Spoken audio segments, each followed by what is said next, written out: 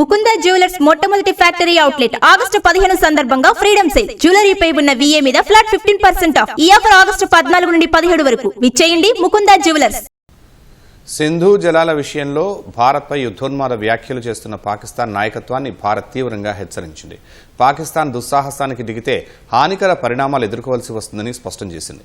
పాకిస్తాన్ నేతలు నోరు అదుపులో పెట్టుకుంటే మంచిదని హితవు పలికింది. అటు సింధు జలాలపై అంతర్జాతీయ మధ్యవర్తిత్వ న్యాయస్థానం తీర్పుతో తమకు పనిలేదని, దాన్ని గుర్తించట్లేదని ఇప్పటికే భారత్ తెగేసి చెప్పింది.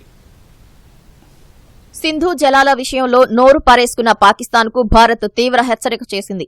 భారతదేశంపై పాకిస్తాన్ నాయకత్వం నుంచి నిర్లక్ష్య, యుద్ధోన్మాద, ద్వేషపూరిత వ్యాఖ్యలు కొనసాగటాన్ని గమనిస్తున్నామని విదేశాంగ శాఖ తెలిపింది.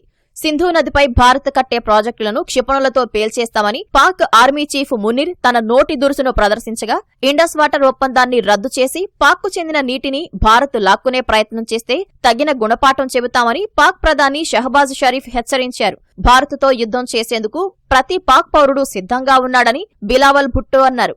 వీటిపై స్పందించిన భారత విదేశాంగ శాఖ మరోసారి పాకిస్తాన్ ఎలాంటి దుస్సాహసానికి దిగినా బాధాకరమైన పరిణామాలను ఎదుర్కోవాల్సి ఉంటుందని హెచ్చరించింది. We have seen several statements, as you rightly referred.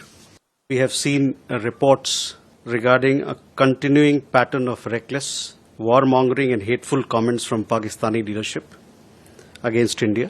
It is well known the known modus operandi of the Pakistani leadership to whip up anti-India rhetoric time and again to hide their own failures.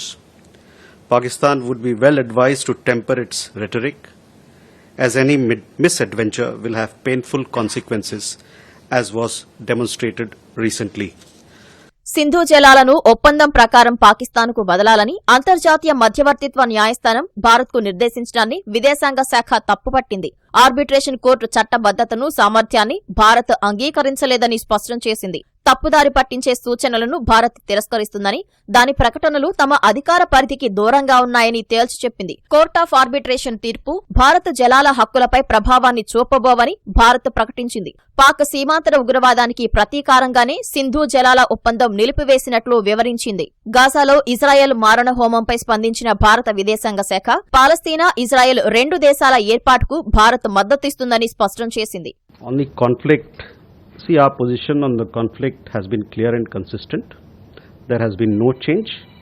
We continue to call for a ceasefire, unconditional release of all hostages, continued supply of humanitarian aid to the people of Gaza, and we stand for a two-state solution. Bharat America సంబంధాలు మస్కబారటంపై రణధీర్ జైస్వాల్ స్పందించారు.